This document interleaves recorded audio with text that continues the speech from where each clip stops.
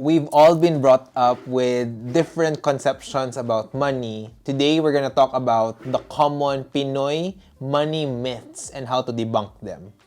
Hi everyone, I'm PPE and this is the Peso Pro episodes where we talk about money management tips and peso tricks. Your concept of money is actually the sum product of everything you've seen personally, the people around you being largely your parents or your friends or immediate circles, and also the experiences that you've had with money across your life. All of these contribute to how you think about money and how you see it, and making sure that you understand that some of them are actually not true can help you break away from the cyclical chains of what you've been experiencing and try to make really good progress on your personal finance journey. Pag-uusapan natin ang ilan sa mga misconceptions about money na common for most Filipinos. Let's start with number 1. Investing is only for the rich. And this can actually come from what our parents have probably seen in investments. In the past, to invest in the stock market, you would need a sizable amount. Or, in a lot of cases, they thought about investments as buying land or house and lots, which can easily cost about several hundreds of thousands to millions of pesos. Investing is only for the rich is really one of those concepts that probably have been passed from your parents to you, but now things have changed and the internet has democratized investing. Heck, with new platforms like G-Invest, you can even start investing with as low as 50 pesos on domestic funds and 1,000 pesos for global funds. There are also other new platforms like Flint that you can invest using 1,000 pesos and crowdfund a real estate property. I'll link those two videos right here and you can check them out in the description box below after this one. The second common Pinoy misconception is kulang yung kinikita ko para makapag-save ako, and even more so to invest. This one I've heard countless of times, be it from students, to teachers, to professionals, even middle management managers in the corporate world. Almost all of them say that they don't earn enough to be able to save and invest. The thing is, looking at it this way is actually the problem in itself. If you think about saving and investing as a residual, meaning kung ano lang yung natira, yun lang yung mapupunta dun, then the chances are you'll never even be able to invest and save at all. The big leap is once you prioritize saving and investing as a concept that you are actually paying yourself for the work that you put in and put that ahead versus all of the other expenses, the higher the chances that you can actually save. The common story I always share is my yaya is able to save from whatever she earns doing side jobs and has amassed like 5 or 6 digit savings over a number of years. And that has been possible just because of the habit of saving and putting that as a priority over other expenses. If she can do it, you can do it. Just make sure that you build a savings habit around it. The third misconception is that I'm too young or it's too early for me to invest. It's probably one of the most difficult things to correct if you've thought this maybe years back. The thing is, when you think about investing, it's always a long-term game. And time in that investment or time in the stock market is something very powerful because of the compounding effect of what you put in. If you do a comparison versus one person who started maybe at age 20 with say 5,000 pesos and that continues to grow across that person's life versus somebody who started 10 years later at age 30, even if this person puts in double the amount of the first person, this person who started at 30 will have a very hard time catching up to that first one. The fourth misconception that most of us fall into is that when we look at different investment options, we look at the investment with the highest return, regardless of everything else. So when you go into different kinds of funds, typically what I would see people is that they will find the ones with the biggest returns.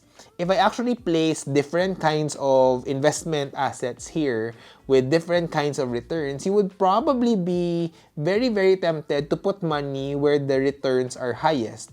And that may be good because then probably you will be able to take the gains for yourself. But sometimes not understanding that all of those returns come with volatility, meaning what goes up may come down. Second, comes with risk because what has given you so much before probably had a big risk return gamble versus the other ones that gave you more stable returns. Think about it as a comparison between your time deposit, which is more or less safe, giving you a very moderate, decent amount of returns, and stocks, which can be very temperamental, but they can also give you high potential returns or gains, but also can give you high potential losses versus your time deposit, which is more or less guaranteed. Another misconception for Filipinos is that there's an internal bias or maybe stemming from our sense of hiya or ang pagiging mahiyain. And a lot of us tend to really dismiss the fact that trying to think about financial freedom or building wealth is limited to the very few people. And a lot of us find it very hard to say, I want to be rich, or I want to actually retire early, or I want to achieve this certain goal. And I think it's innate because culturally, that's within us, and it actually works sometimes to our advantage. But if this sense of hiya gets too magnified, sometimes it also works to our disadvantage. You hear this in the form of, para lang sa kanila yun, okay na ako dito. Or, hindi ko gustong pag-usapan yung ganito kasi nahihiya ako. Or, I don't even want to talk about opportunities because this may not be for me. All of these kinds of statements stem from a hiya factor that is internal, I think, in almost all Filipinos.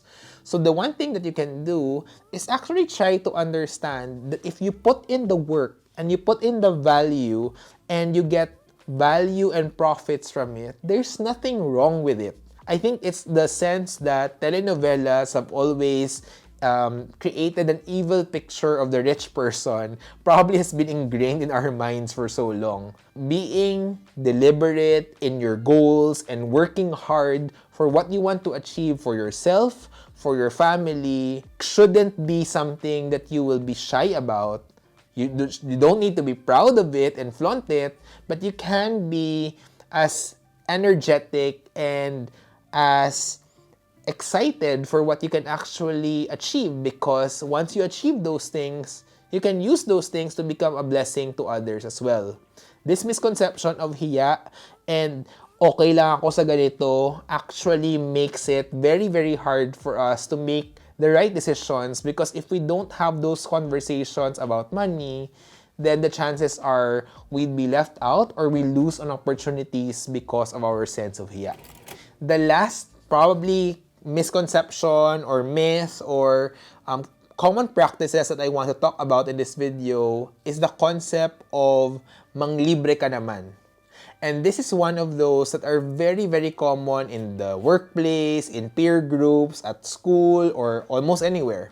Right? There's always this subculture of if you feel that somebody actually earns a lot or has been given a bonus, then you feel compelled to ask that person to ask for a treat or ask that person to pay for something.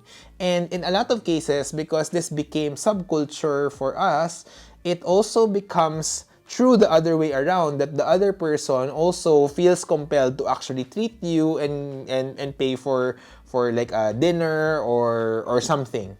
Right? These kinds of subcultures can be okay if taken into moderation, but if you take this a step too far, and if you don't know how to set boundaries on libre this, libre that, you may actually fall into the trap of overspending beyond your budget and just doing it for the sake of, one, it's culturally accepted, or you feel too shy, again, talking about hiya, to say no to your peers and acting like you're very stingy or you're not part of the gang.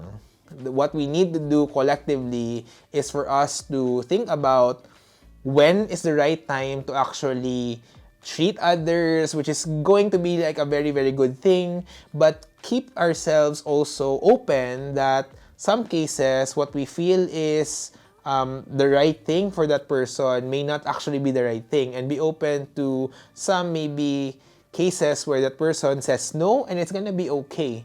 And us to normalize saying no if we really cannot afford that instead of trying to force our way into spending things that we don't have.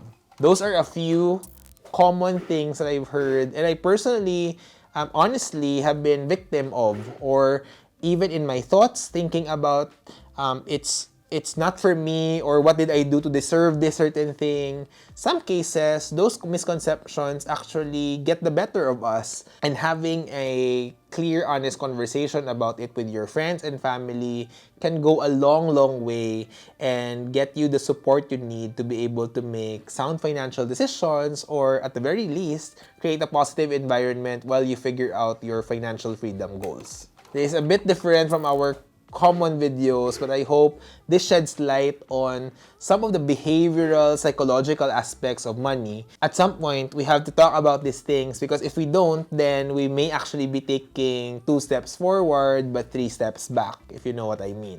There are a lot more resources on the channel on personal finance and money management tips. These 2 videos hopefully help you get on track. I talk about different kinds of investments here, and also the 8 pro steps towards financial freedom if you want to have a framework for how you get to your financial independence goals. Click on that right here. Consider liking this video and subscribing to the channel, and hit the notification bell while you're here. It's all free and it really helps out the channel a lot. Thanks again, and I'll see you on these videos.